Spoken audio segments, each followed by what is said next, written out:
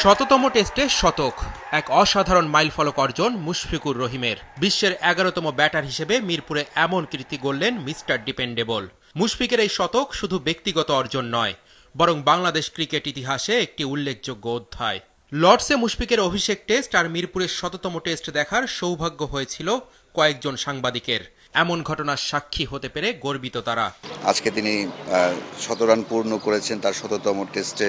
আমি যেটাকে বলি ১০০-১০০ Mushfiqur Rahim probably throughout the career উনি যে পরিশ্রম করেছেন, যে একাগ্রতা এবং ক্রিকেট নিয়ে যেভাবে নিবিষ্ট থেকেছেন, ১০০তম টেস্টের ল্যান্ডমার্ক টেস্টে বাংলাদেশের প্রথম মানুষ হিসেবে 100 টেস্ট খেলছেন, সেটা সেঞ্চুরি দিয়ে তিনি সেলিব্রেট করেছেন।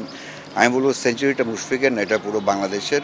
লর্ডস টেস্টে যখন তিনি অভিষেক হয়েছিল তখন তিনি কিন্তু মাত্র 19 রানের একটি ছোট্ট ইনিংস খেলেছিলেন। বাংলাদেশ 108 রানে অল আউট হয়ে গিয়েছিল, কিন্তু সেই 19 রানের মাঝেই তিনি প্রমাণ দিয়ে দিয়েছিলেন যে তিনি টেস্ট ক্রিকেট খেলতেই এসেছেন।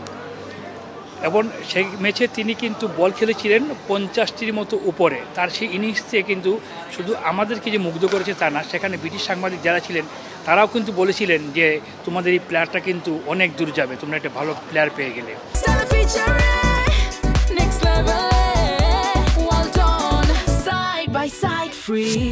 খেলা দেখতে আসা দর্শকরা চান মুশফিকের নামে মিরপুরের গ্যালারিতে একটি স্ট্যান্ডের নামকরণ করা হোক।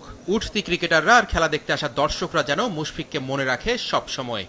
মুশফিকের 100তম টেস্ট ম্যাচ দেখলাম এবং সে সাথে সেঞ্চুরি পেলাম, তো এটা আলহামদুলিল্লাহ আমার সাথে আমি না, শুধু সারা বাংলাদেশ মানুষ গর্ববোধ করবে এবং সারা জীবন এটা মনে রাখবে। আমাদের মনে বিশ্বাস ছিল যে মুশফিক ইজ গ্রেটফুল প্লেয়ার, তো আমাদের সেই বিশ্বাসটা উনি কাজে লাগিয়ে উনি 100তম টেস্টে শতক উপহার আমাদেরকে দিয়েছে।